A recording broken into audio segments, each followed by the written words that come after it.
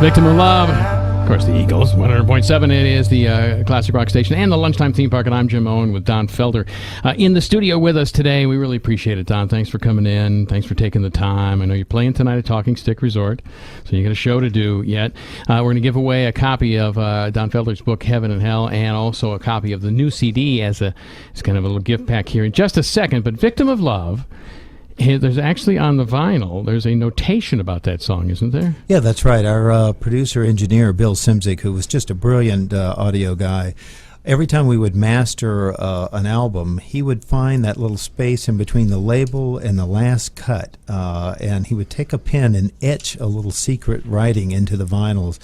And since Victim of Love, that song you just heard, we recorded that live. It's a 5-piece band, except for the lead vocal.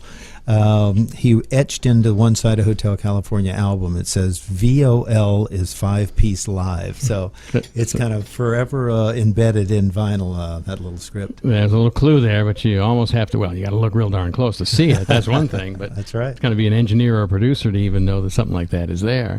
Vinyl was, that's so great about vinyl. The CDs are great, downloads are great, but boy, vinyl had a whole character. Records just had character to them. The artwork alone was worth buying the vinyl. You could actually read the credits, nice-sized pictures, pull-out posters, that sort of stuff. As well as I always thought that vinyl sounded better sonically than any of the MP3s that are so compressed and kind of digitally just kind of mashed together. I think vinyl sounds much better with a nice tube amplifier. Well, you always read that it sounds warmer, and I believe that too. It does. It sounds warmer. It does. But there is a resurrection. Vinyl's coming back. There's a lot of students on college campuses that are buying vinyl again, and it hasn't gone away. A lot of stuff's being released on vinyl. We thought about putting out a vinyl copy of Road to Forever, this new CD of mine, but the cost of the initial setup for it was so cost prohibitive that we thought, let's see how the record goes, and if it goes well, we'll put it out. Yeah, well, that's smart. Economically smart. Good for you. So the new CD is called Road to Freedom and Road to Forever, rather. I have this dyslexia thing. We're going to give one away right now. It's a copy of the book, Heaven and Hell, and also the Road to Forever, Don Felder's new CD, and Mark will take the calls here in a second. Caller 9-602-260-1007, 602-260-1007.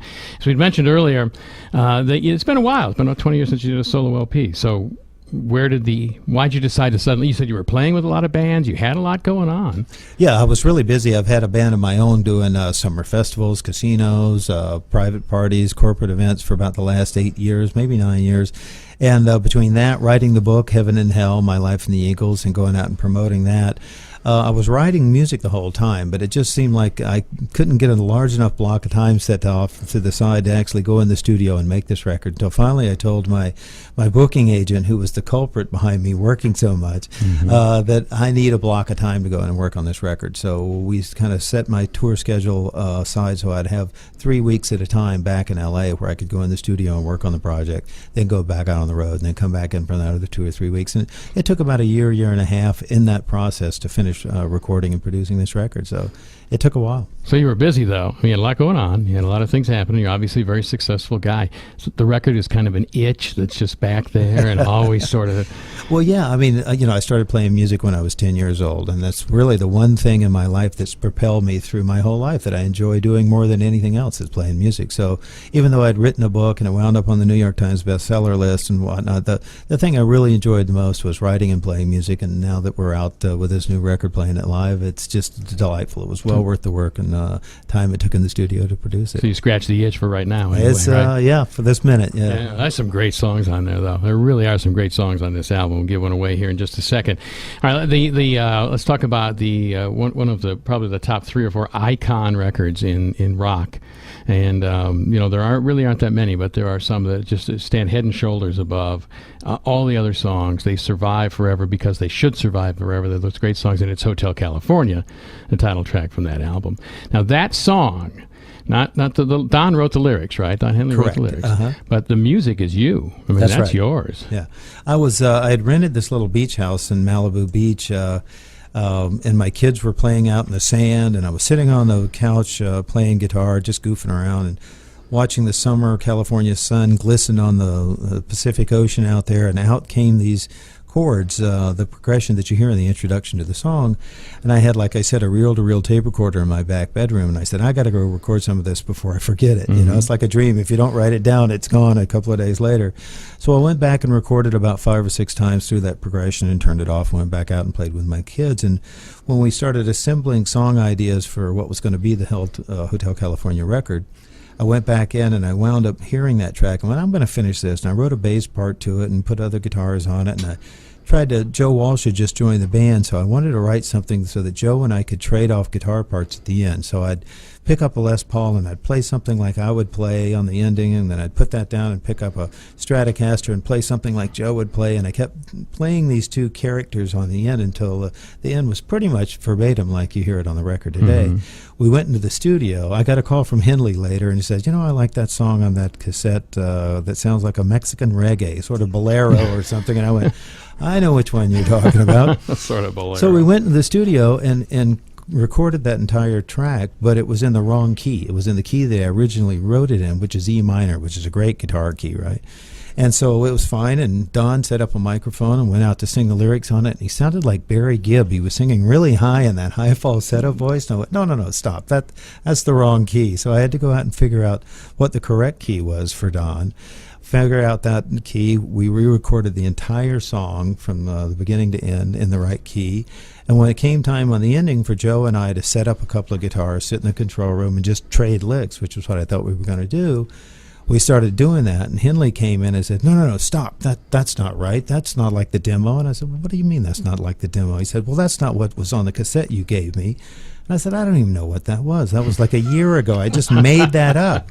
So I had to call my housekeeper in Malibu to go through all my cassettes, find the original demo, play it for us over the phone. Over the phone. We were in Miami. We recorded what she played over the phone, and then I had to sit down and learn what I just made up off the cuff there in the studio that Henley just insisted it had to be like that. So rather than throwing licks back and forth, you guys had to go find all of the...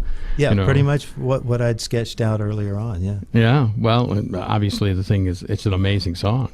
I mean, it's just an incredible piece of music on an incredible album, you know, and you know, congratulations. I mean, it's something that, you know, from your talent that'll live forever. Well, you know, it's nice to be a classic. I'll put it that way, you know, to have done something that I played a show about 3 weeks ago in New York City for the UN, the United Nations, and it was for all the heads of the states all over the world. There were presidents from South Africa and Europe and everywhere, and about 500 people in this crowd, and I came out and played Hotel California. Whether they could speak English or not, everybody just recognized that song, loved it, stood up, applauded, just reacted to it. And you know, it's amazing to have done something that has had such a worldwide impact. And I really think a lot of it not only is the music that's involved with it, but we all have a concept of what California is. You know, you think of palm trees and movie stars and the stars on Hollywood Boulevard and all the beaches with bikinis and all those things that we've been pounded into our brain through television and advertising. And that concept, that idea, really is a global concept of what people think about California. So they associate all of those thoughts in their mind of what California is when they hear that song. So it seems like it's able to reach a lot of people, primarily because of how people think of the state of California. Well, your music and Don Henley's lyrics really pair very nicely in that thing. Beautiful. I mean, talk about how, you know, the forces, the fates at work. Yeah. You know, it was funny, when we finished that record, the record company had been pounding on the door trying to get that record. We need it, we want to put it out, So we had this playback party at the very end of the recording session, invited all the record company guys in, played the whole record, and after Hotel California played, Henley turned around and said, that's going to be our first single. And in the 70s, that was the complete wrong format. You had to have a song that was 3 minutes and 30 seconds long. Introduction couldn't be more than 30 seconds, so the disc jockey didn't have to talk so much before the singer started. You had to dance to it, rock to it, or it'd be a really drippy ballad. And I said, Don, I think that's wrong. Hotel California is like 6.5 minutes long, and it's got a 1 minute introduction. The drums stop in the middle. It's got a 2 minute guitar solo on the end. That's the wrong format. And he said, nope. that's going to be our single. And I've never been so happy to have been so wrong in my life. And Yeah, he was right. Yeah, I mean, it's a song. It just stands out. Yeah, You it know, does. so Talking Stick Restored tonight. You're playing that. You play Hotel California? Absolutely, yeah. All We right. play that, Victim of Love, Those Shoes, a lot of the songs we played here tonight, and Wash Away, and Girls in Black, all the songs we played here today. Road to Forever is the name of the new CD. That's right. Available. You can get it at iTunes, Amazon, Best Buys, your local CD shop. Go to donfelder.com. You can buy it there as well. And Money check out well spent, too, by the Yeah. way. Some great songs Oh, on well, there. thanks. Yeah. Really appreciate you coming in. Thanks for your time. It's been a lot of fun. I love these stories, and we're going to wrap it up with Hotel California on the Lunchtime Theme Park from KSLX.